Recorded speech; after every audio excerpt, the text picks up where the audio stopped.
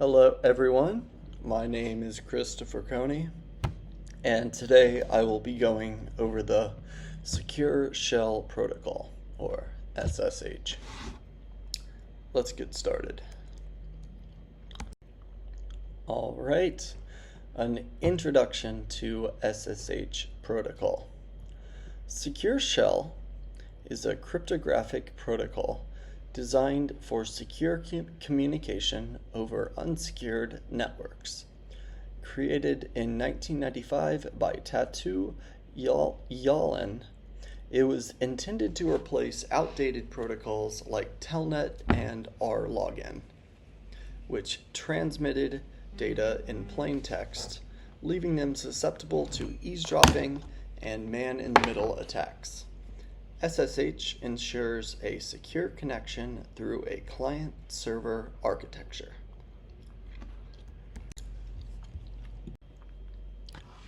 So, how does it work? SSH operates on a client-server model where the client initiates a connection to the server. The process involves several steps. 1. Establishment.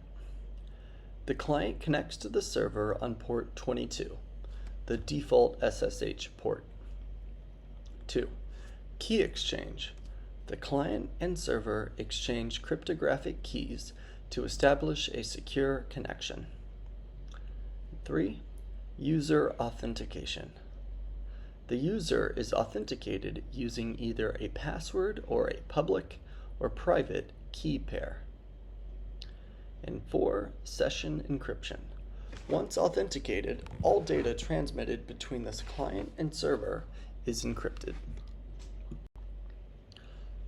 Alright, so what are some uses for SSH? Remote server management.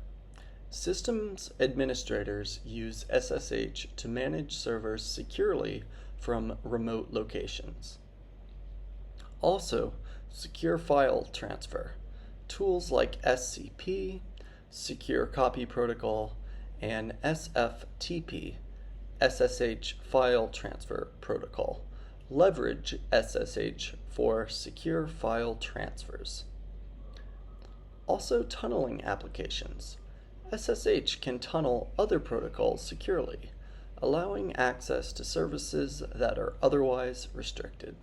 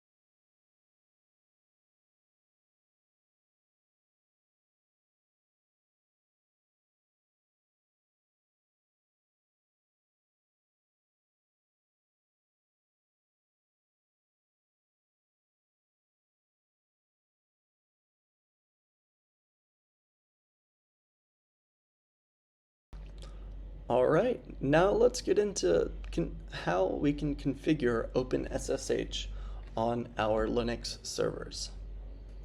Step 1. Let's install OpenSSH Server.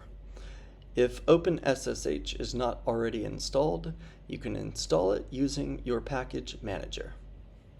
So it's always a good idea to start with the command sudo apt update to make sure you have the most up-to-date packages. And then you can install it with the sudo apt install OpenSSH-server command. And then next you will start and enable the SSH service. Start the OpenSSH service and enable it to start at boot. You can do that by running these commands here. Sudo systemcontrol start SSH and sudo systemcontrol enable SSH. Next, you will configure the SSH settings. You do this by editing the configuration file. You can use a text editor like nano with this command, sudo nano, and then the path to the configuration file. And then make necessary changes based on hardening recommendations, such as disabling root login, changing the port, you name it.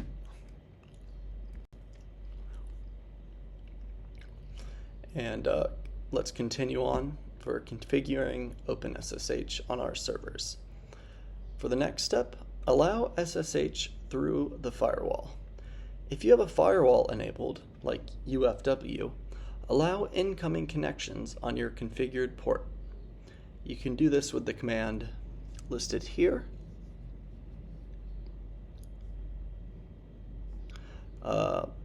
By allowing incoming connections on this port 2222, and replace this with your chosen port if you've changed it.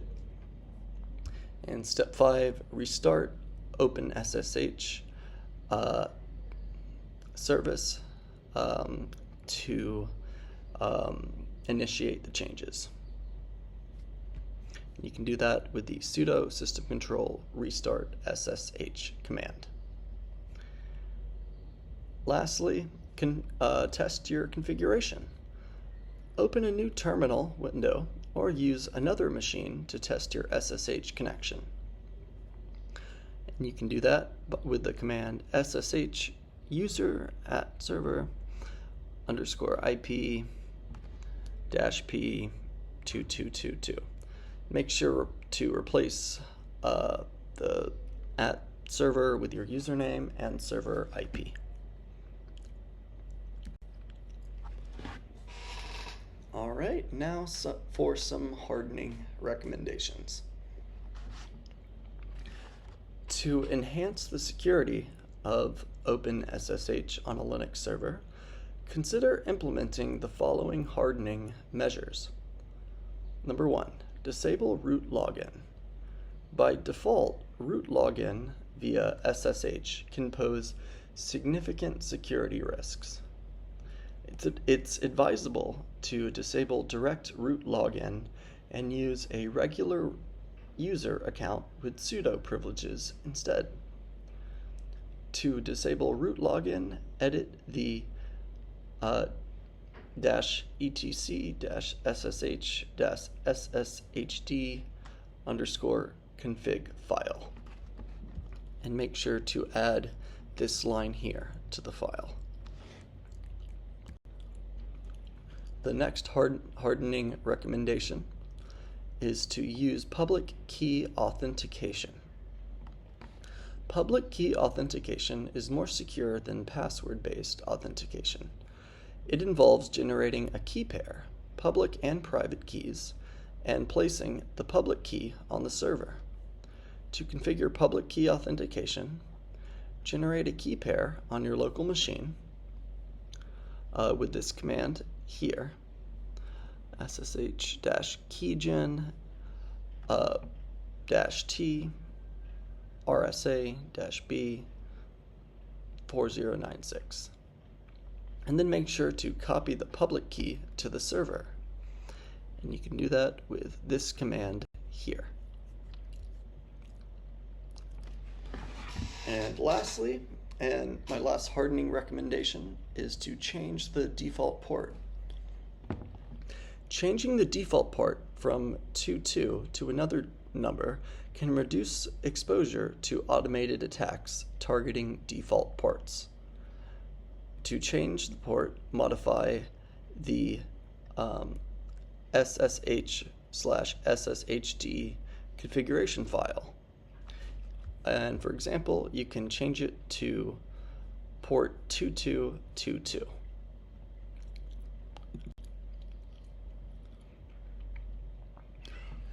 All right, everybody. Well, thanks for taking the time to watch my presentation.